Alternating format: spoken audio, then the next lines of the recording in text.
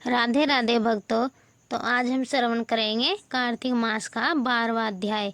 कथा श्रवण करने से पहले हमारा YouTube चैनल सब्सक्राइब जरूर करें। तो चलिए भक्तों, कथा श्रवण करते हैं।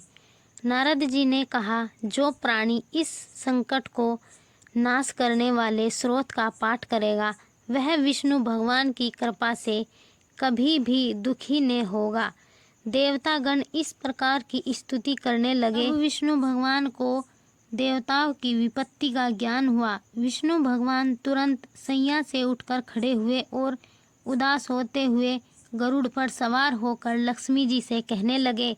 श्री भगवान ने कहा, तुम्हारे भाई जलंधर ने देवताओं को बहुत कष्ट दिया है।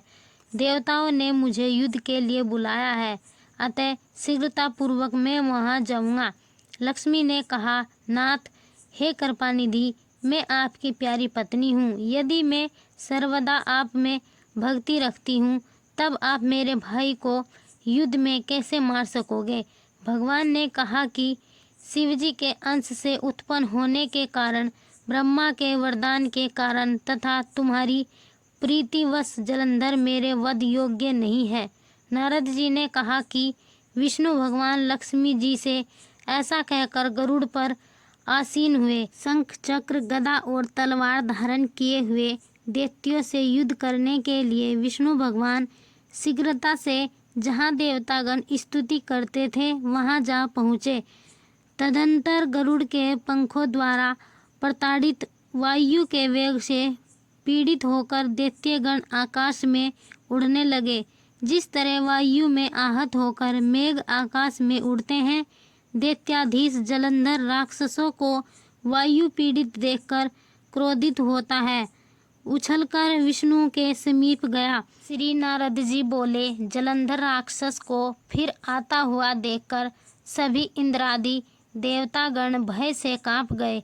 विष्णु भगवान की स्तुति करने लगे। देववृंद बोले, हे भगवान, आप मत्स्य, कूर्मादि कितने ही अवतार धारण करके अपने भक्तों को कार्य करने के लिए उद्धत रहते हैं आए हैं और सर्वदा दुखियों के दुखों का नाश करते आए हैं तथा ब्रह्मा, विष्णु और शिव रूप धारण कर संसार की उत्पत्ति, पालन तथा संहार करते हुए आए हैं। गदा, शंख, पद और तलवार अपने हाथों में धारण किए हैं। ऐसे भगवान आपको नमस्कार है। आप श्री लक्ष्मी के पति, दैत्यों का विनाश करने वाले, गरुड़ का सवारी करने वाले, पीताम्बरीधारी, यज्ञादि संपत्ति क्रियाओं को परिपूर्ण करने वाले और विघ्नों के दूर करने वाले विष्णु भगवान इस प्रकार आपको बारंबार प्रणाम करते हैं।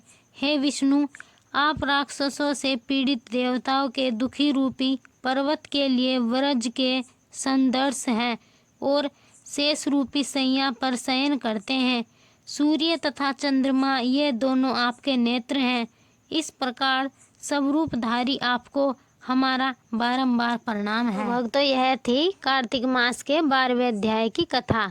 13वें अध्याय सुनने के लिए हमारा YouTube चैनल सब्सक्राइब जरूर करें। राधे राधे।